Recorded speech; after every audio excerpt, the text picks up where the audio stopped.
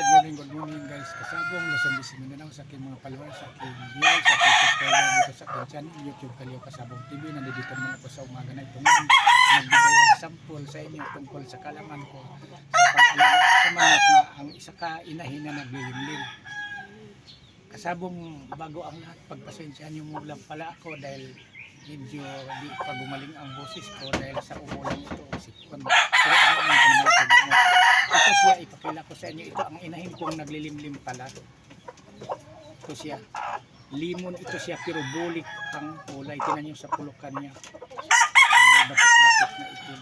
Bulik ito siya tawagin, limon nga bulik. Ang swerte ko sa inahin ito dahil naglilimlim, first time pa niya itong naglilimlim dahil bata pa ito.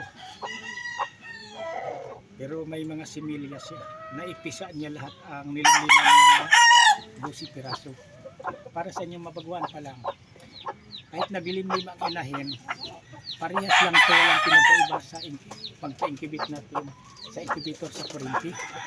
21 days din, ipinisa niya. 22 days ngayon, dadalhin ko na sa bahay, ilawan ko na hindi ko na iasa sa kanya. Kasi kung iasa ko sa kanya, walang kasiguraduhan, baka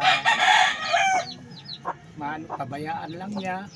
Mas maganda nga akong mag-alaga, iwi ko sa bahay, ilagay ko sa brooders, ilawan ko, sigurado talaga na natutukan kung at saka maging comfortable din ang katawan niya, mabalik sa dati. Kasi pumayat ito dahil nagawa na naglilimlim. Ang isa kainahin kasi kung naglilimlim, hindi ganadong kumain yan, hindi ganadong uminom tubig, kasi pagbaba niyan nag-ipon lang sa karing ipot. Kaya ang iniwasan din nila sa isa kainang naglilimlim na hindi kain, kaya ninipis, papayat ang naglilimlim. Ito na naglilimlim ng 21 days, tapos araw-gabi yan, tapos tawag dito, pagka 22 pwede pa natin ibaba kunin ang sisiw niya tulad nito. Yan ang reaksyon sa totoong nagpisa na narinig niya yung mga sisiw. Yan, hinahanap niya ang kanyang mga sisiw ngayon. Pero mamaya wala na ito siyang makikita dito, wala nang marinig dahil iwi ko sa bahay. May kalayuan ang bahay ko dito sa pinaglagyan dito sa mga manok ko nandito dito. Iba yung mga manok nandito doon sa bahay.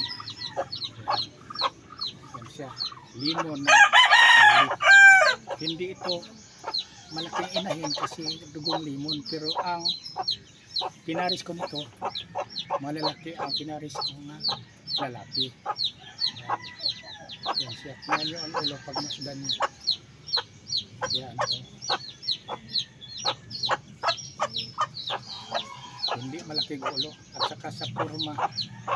Yan. Yan, nanap na ang ano na, iyak na yung mga sisiyo. Yan. Ito ang pinakasample prueba ko sa inyong mga followers ko, sa aking subscribers, sa aking mga baguhang manonood dito sa aking channel, na lahat dito kinukontent ko, lahat yan may katotohanan. Hindi ako dito nagturo sa inyo, hindi ko ikinikwento sa inyong mga baguhan pa lang ang hindi ko na-experience, pinagdaanan tungkol sa pag-alaga ng manok. Kasi sinasabi ko naman sa inyo, ang ginagawa ko dito para lang makatulong ko sa inyong mga baguhan, maibahagi ko sa inyo ang aking pinagdaanan, kaalaman ko sa pag-alaga ng manok. Tulad nito, yan ang reaksyon sa tunay hiwalay sa kanyang mga anak, ang isa kananay. Yan. Totoo ito. Yan.